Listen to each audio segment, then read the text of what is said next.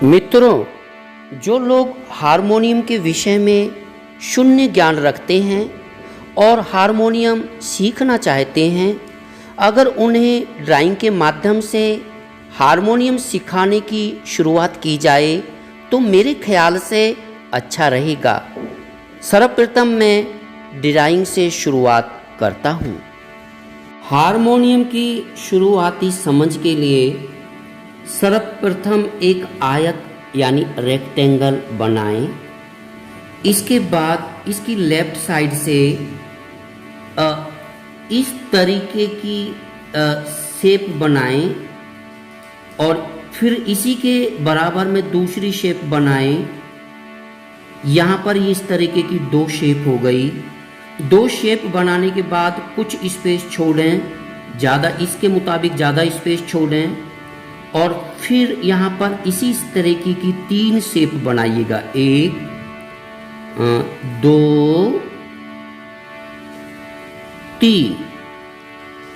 अब वही क्रम चलेगा, पहले दो शेप, फिर तीन शेप, फिर उतनी जगह छोड़िए, ज़्यादा से स्पेस छोड़िए। तीन के बाद फिर दो शेप बनाइएगा, एक, दो। इसके बाद फिर ज़्यादा स्पेस छोड़िएगा और इसके बाद फिर तीन शेप बनाइएगा, एक, दो, तीन। बस आपको ये क्रम समझ में आ रहा होगा। पहले दो, फिर तीन, फिर दो, फिर तीन और तीन के बाद फिर ज़्यादा स्पेस छोड़िएगा और इसके बाद फिर दो बनाइएगा, दो इस तरीके की शेप, एक, दो। दो के बाद फिर ज़्यादा स्पेस छोड़िएगा और दो के बाद फिर तीन बनाइएगा, एक,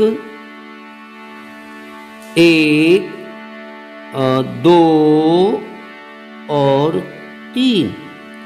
इसके बाद फिर ज़्यादा स्पेस छोड़िएगा और फिर दो बनाइएगा, एक। दूसरी के लिए जगह नहीं छूटी, कोई नहीं, छोड़ देते हैं यहाँ पर। दोस्तों, ये जो इस तरीके की आपने शेप बनाई हैं, उन्हें हम ब्लैक कर देते हैं।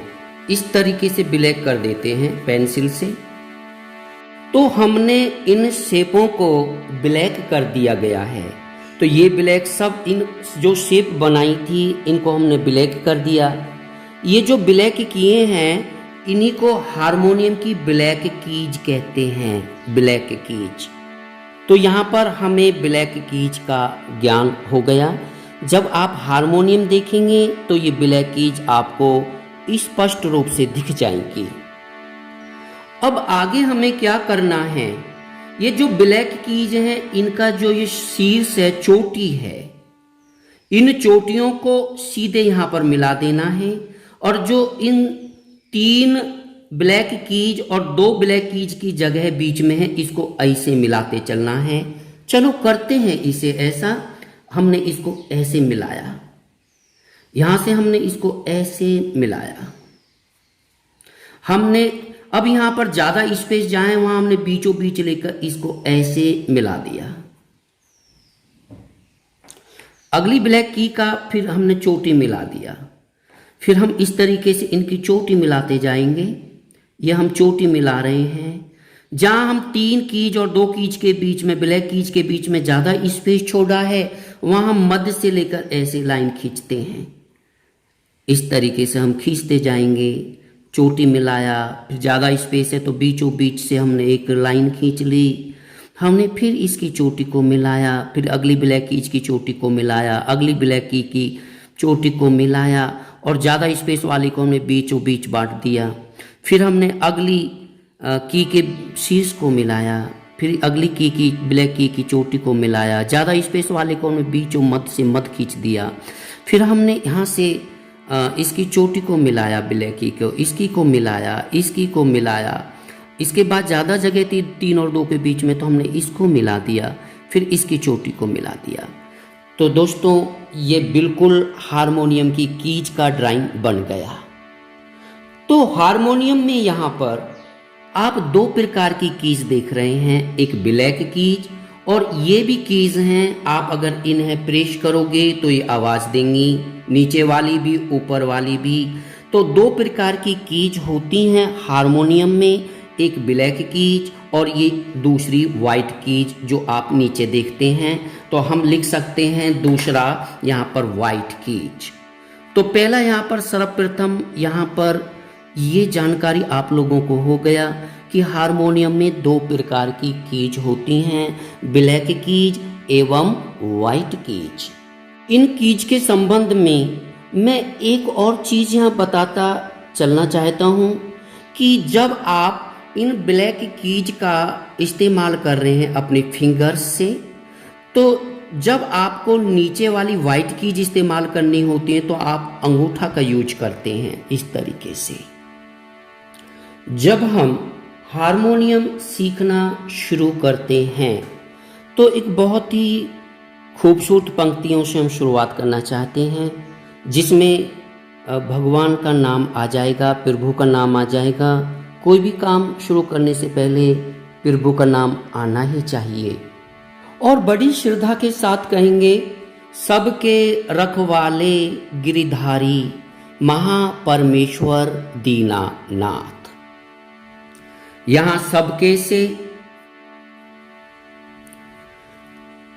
सा याद आ जाएगा, से सबके सा, रखवाले से रे याद आ जाएगा और गिरिधारी से गा याद आ जाएगा और महा से माँ याद आ जाएगा, पै से हमें परमेश्वर से हमें पा याद आ जाएगा और दी से हमें देह से हमें धा याद आ जाएगा और ना से हमें नी याद आ जाएगा।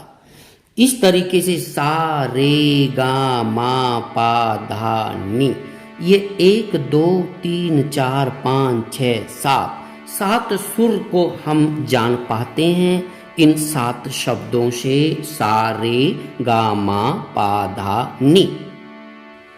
साथियों इन चारों सुरों को हम शुद्ध स्वर बोलते हैं, शुद्ध सुर बोलते हैं। अब इन चीजों को हम हारमोनियम पर आरोपित करते हैं। ये जो पहला है इसको हम सा बोल सकते हैं। बता देना चाहता हूँ, सा को हम ऐसे लिख दें, रे को हम आर लिख दें, गिरधारी गा को हम जी लिख दें, माँ को हम एम लिख दें और परमेश्वर पी को पा को हम पी लिख दें और धा को हम डी लिख दें और नी को हम एन लिख दें।